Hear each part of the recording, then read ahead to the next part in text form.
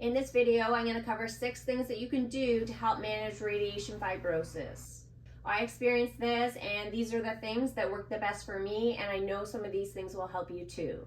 Hi, I'm Erica. I'm a breast cancer thriver and a chiropractor. I did a deep dive on all the side effects of radiation fibrosis in another video. I've also done separate videos on many of the treatment strategies, but I wanted to do a summary video where I had everything all in one place. Anytime you have a side effect like radiation fibrosis, the best approach is often coming at it from all angles. I'm going to cover 3 strategies using a hands-on approach, and then 3 different strategies using a movement approach. You can choose 1 or 2 to start out with and then add more if you need it. Self-massage helps to soften the tissues that are thicker and tighter after radiation. This can be done if you had a lumpectomy or a mastectomy. With a mastectomy, this also applies if you had flat closure, autologous reconstruction, or implants. I'm wearing a sports bra in the video, but you'll want to do that self-massage directly on your skin. The area surrounding your breast is next. After applying cream, you can do that self-massage circular pattern on the inside, outside, above, and below your breast. I had this rim of tension that went around my entire breast, and I found it was more sensitive on the upper portion and then a little bit tighter and thicker on the area below and to the side. Radiation is done above the collarbone to target lymph nodes in that area, and fibrosis here can result in almost like a hardening and tightening in the neck muscles. This can be pretty uncomfortable and can affect your neck motion.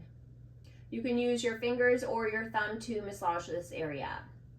The last area is your underarm into your side torso. The underarm area was one of the tightest sections for me. You can use a circular pattern or apply tension by pulling and twisting. Cupping, like self-massage, releases tension and helps the affected tissues become more pliable and supple rather than hard and tight.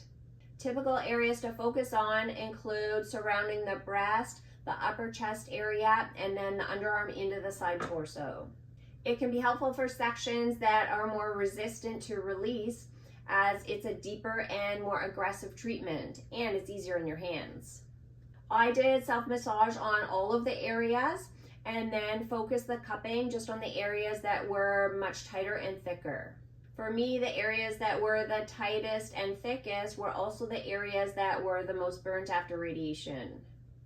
Even though cupping is a deeper treatment, it does feel like a good pain, especially when you get into those areas that have so much tension. Myofascial treatment or hands-on release helps to improve blood and lymphatic flow, soften some of the tissues that have the fibrosis, reduces pain, and also increases the motion in many different areas. This treatment can also address some of the tension in the surrounding areas where you're going to likely see a lot of compensation. What's the difference between doing self-massage or getting treatment from a practitioner? A therapist can generally address many more areas and can also go deeper as compared to doing it all on your own. I treat soft tissue injuries for a living, and I found that the changes to the tissues from radiation fibrosis make it feel completely different than any other sort of muscular strain or trigger point.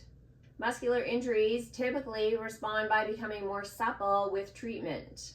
Radiated tissues, on the other hand, often release over a much longer period of time and definitely don't feel supple right away when you're getting treatment. I'm surprised with how thick and tight some of the tissues still feel, and this is, let's say, about 2.5 years after radiation, and I also did tons of self-care and got a lot of treatment. Now let's talk about some things you can do in the movement category. Exercise is one of the best things that you can do to actively address some of the changes in your body post-radiation. Rehab exercises were key for me to address the limited range of motion in my shoulder once radiation fibrosis set in. I was pretty frustrated when my motion was so limited because after surgery, I had near full range of motion within a few weeks after surgery.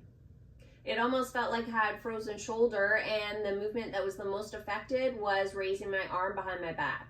What rehab exercises should you focus on? Well, this will depend on what areas you have the most tension. Here are some good ones to try. Neck and shoulder blade rotations help to address the tension in your neck and shoulder. Neck and shoulder mobility are closely tied together, so if you're improving one area, this will help to improve the other. These rotations also help to improve some of the compensations in the surrounding muscles. Back climb and shoulder rotations are two important movements that are often neglected.